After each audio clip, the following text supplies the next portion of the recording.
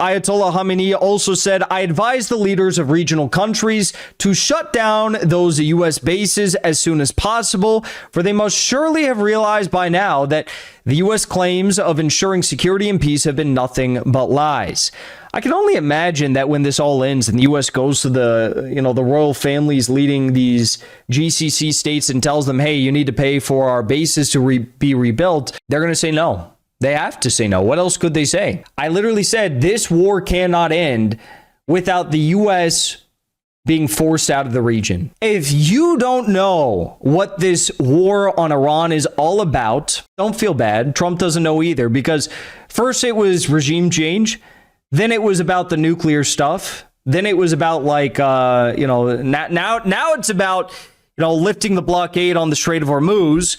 Next week, who knows? But yesterday, the war in Iran was about protecting gay people in Iran. I kid you not. Take a listen to Donald Trump's interview with Jake Paul in the middle of probably the biggest foreign policy catastrophe in modern U.S. history. The president of the United States is deciding to sit down with Jake Paul to discuss the war in Iran.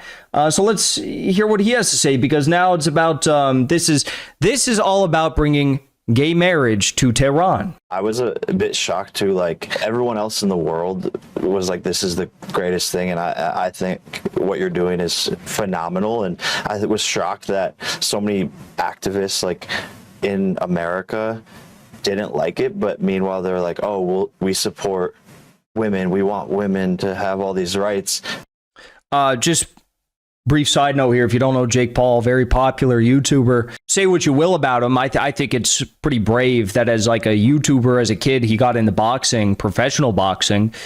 But it is, again, worth noting that he is a YouTuber who got into boxing, and he's not that big. A few weeks ago, he had his jaw smashed in by professional heavyweight champion Anthony Joshua, and he had to get surgery on his jaw to get it screwed back into place. I mean, the level of CTE in this one is extremely strong. So, yeah, don't throw too many stones. His brain is literally a pile of mush at this point.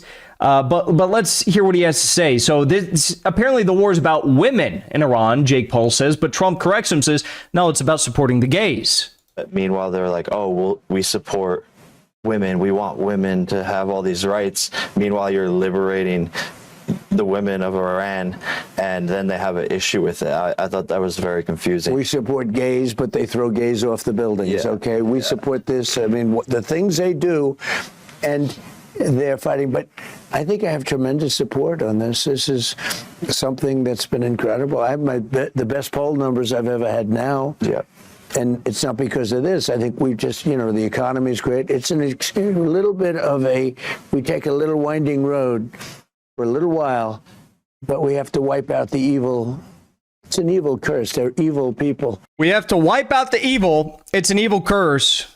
They're evil people, because he claims that they throw gays off of buildings. I'll just be honest with all of you. I don't think Iran is like a tolerant society for alternative sexualities, but I do think if there was like videos of gays being thrown out of windows, like, Laura Loomer would have probably posted it by now. But I do find this hilarious. It's like we don't know what the war is about, so let's just say it's about the gays and the women, because regime change didn't work. So really, come on, guys, you don't support war in Iran. This is about the gays and the women. Yeah. Don't bring up the fact that we bombed 175 schoolgirls aged 7 to 10 years old on the first day of this conflict. This is about gays and the women. Yeah. Sure, we bombed 40 young girls playing volleyball in a sports arena on the first day of this war. But this is a war for the women and the gays, you guys. Come on. I saw Max Blumenthal. Oh, my God. He was talking about like the AI targeting of this war and how they're using like the Claude Palantir to do the AI targeting for the strikes. And he told the story about how like this park in, I think it was in Tehran, this park was bombed by the U.S. military. The park is called Police police park. Police park. So it's just like a normal park, but it just so happens to be named Police Park. So it's just like an open grassy field with some trees, right? And the U.S. bombed it. And the reason being is because the U.S. is trying to target like all of the police besieged HQs and whatnot, and the security border points, and anywhere that could be compromised to ease an uprising of the Iranian people and the Mossad riders once more. So they're trying to target all the security infrastructure inside of Iran, but because they use AI, it just like bombed an empty field, random empty field called Police Park, because it has the word police in it, and they wanted to target like all the police centers in Iran. It's so insane what's happening right now. But I just want you also to know that we do have victory. We do have victory over Iran. We've won the Iran war. Take a listen. Is that a great name? Well, it's only good if you win. You can only do. And we've won. Let me say it, we've won. You never like to say too early you won. We won. We won the bet. In the first hour, it was over. Oh, we won. But they gave me a list of names at General. Sir, you could pick the name you'd like, sir. I said, the name of what? The name of the attack on Iran, sir. And they gave me like 20 names. And I'm like falling asleep. I didn't like any of them. Then I see Epic Fury. I said, I like that name. I like that name. Look at the Goyim clapping. Epic Fury. So we've won the war in Iran. We totally won the war. That I do believe that was like the fourth or fifth time Trump claimed that he won the war in Iran. Today, of course, we had like a sixth time that Trump claimed that he destroyed 100% of Iran's military capability. I tweeted this at about 6 p.m. Iran time. And Trump, he tweeted this out saying that, he won the war, defeated Iran's military capability 100%.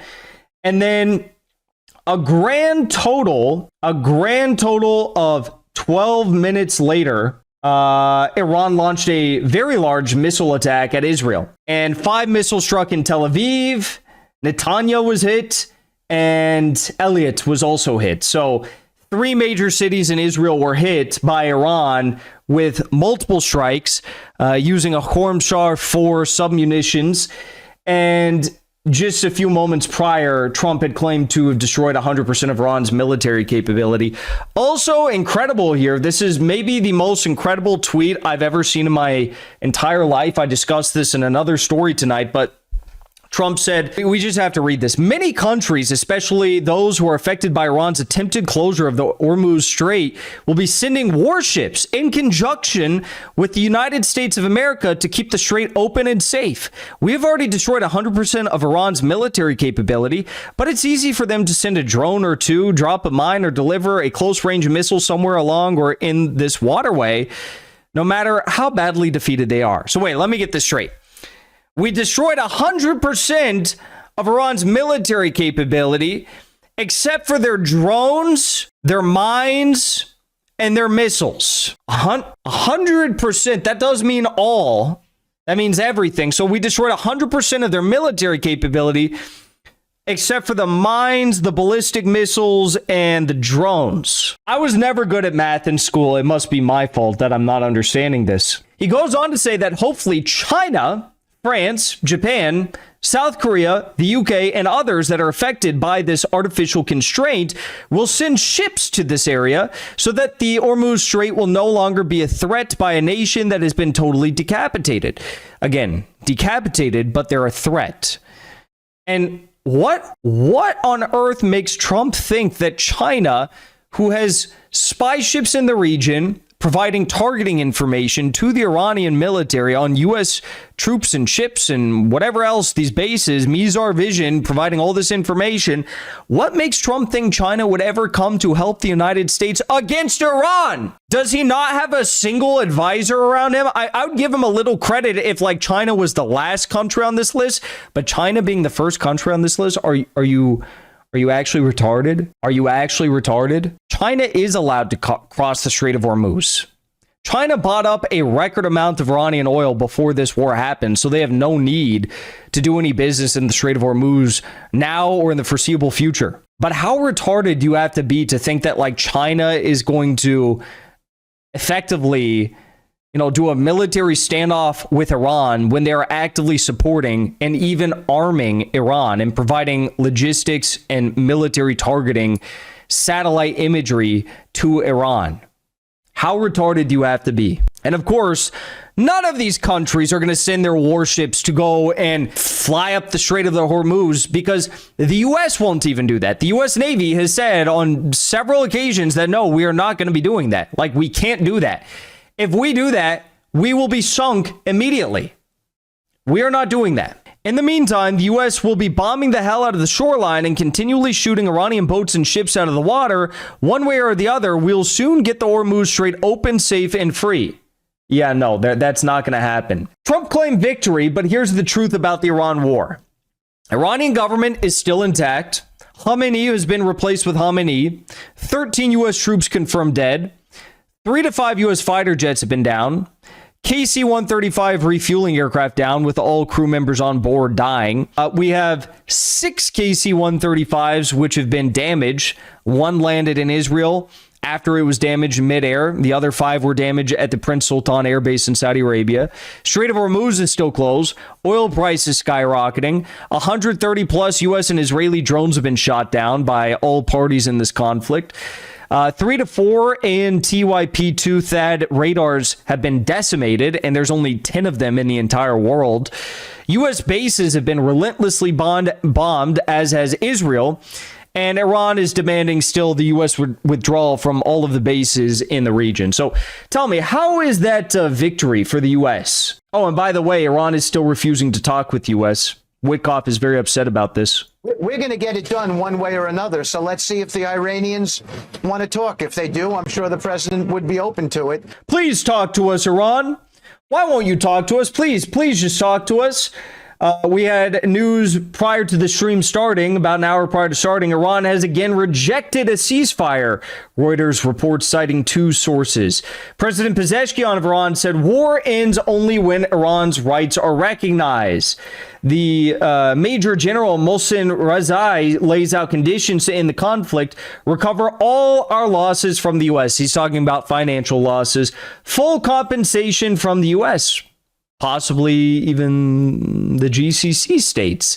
100% guarantee of the future U.S. withdrawal from the Persian Gulf. The new Ayatollah Mojtaba Khamenei said, in any case, we will obtain compensation from the enemy. If they refuse, we will take it from their assets to the extent we deem appropriate. If that isn't possible, we will destroy an equivalent amount of their assets, which we're already seeing. Citibank was bombed to smithereens in the UAE today, and also their oil assets were bombed. Ayatollah Khamenei also said, I advise the leaders of regional countries to shut down those U.S. bases as soon as possible, for they must surely have realized by now that the U.S. claims of ensuring security and peace have been nothing but lies. I can only imagine that when this all ends and the U.S. goes to the royal families leading these GCC states and tells them, hey, you need to pay for our bases to be rebuilt, they're going to say no. They have to say no. What else could they say? I guarantee you, this is what I've said from the very start, from the first day. Everyone thought it was a little crazy back then, I'm sure, but I literally said this war cannot end without the U.S. being forced out of the region. In reality, what do I think is going to happen? I think that the U.S. will be forced out of Kuwait. I think they'll be forced out of Bahrain. I think that the bases, they'll be forced out of the UAE, possibly Saudi Arabia. And I think that as for like Jordan and Egypt, I mean, I don't think that will happen, but, crazier things have happened. I guess we'll see how crazy this gets. But as for Saudi Arabia, more importantly, Bahrain, Kuwait, UAE, 100%, they're going to be forced out. Russia says that this is Mbinzia at the United Nations for Russia says the U.S. and Israel have failed to change Iran's regime. Washington has no exit strategy. The blitzkrieg failed.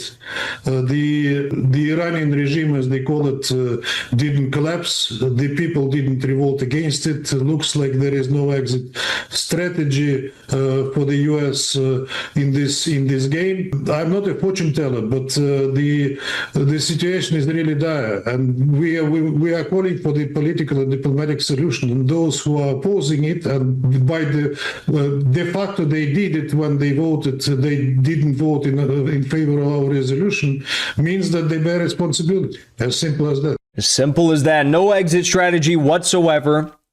Even The Economist, the extremely pro-war Economist, is saying a deal with the regime is required, even if it is an odious compromise. Ripplebrain says, even if the conclusion here is delusional, what deal is possible? Why would the Iranians agree to any deal with the U.S. right now? It's a big signal that The Economist is pushing this line. And lastly, for this story, even Trump's former defense secretary, Mark Esper, was asked, who do you think has more endurance? Take a listen to his answer. Who do you think has more endurance? Frankly, I think the Iranians do. I think they have survived, or I believe, I'm speculating, that they probably think they survived the brunt of U.S. and Israeli attacks in these first 2 weeks, and they've managed to effect a transition of power. Their institutions remain largely intact. There is little fracturing that we can see. Maybe there's more behind the scenes, but little fracturing within those institutions, and we haven't yet seen the Iranian people come out on the street. I love how he's saying this, like the stocks of these crude and natural gas companies just tanking. To protest. Yet on our side, obviously, we see prices going up at the pump. We see a lot of concern about the economic pressures. What will this mean for the White House as it looks through a political lens at times with regard to the midterm elections? So, and we see President Trump sending different messages about what, on one hand, he's saying the right thing, that we have to put the future security, making sure Iran doesn't have a nuclear weapon, over short-term price increases. But on the other hand, he's talking as if the war has already ended. We won in the first hour or so, as he said, and maybe preparing the United States for some type of exit or off-ramp here in the next week or so. Who do you Yeah, I don't know about that. I would not bet on that one. An exit or off-ramp in the next week or so? Yeah. No, the exit/off-ramp will be dictated by the Iranians at this point. It is not for the U.S. to decide. It's not for Trump to decide. And surely they don't have the capacity to enforce anything upon the Iranians at this point, aside from using a nuclear weapon, which who knows what type of a Pandora's box that would open. God forbid. But that is a real possibility. That is a real possibility.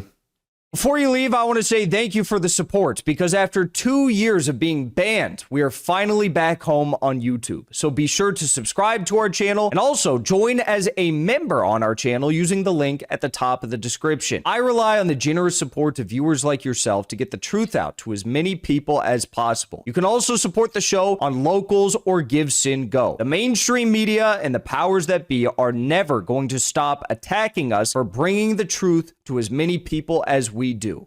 Thank you so much for your support.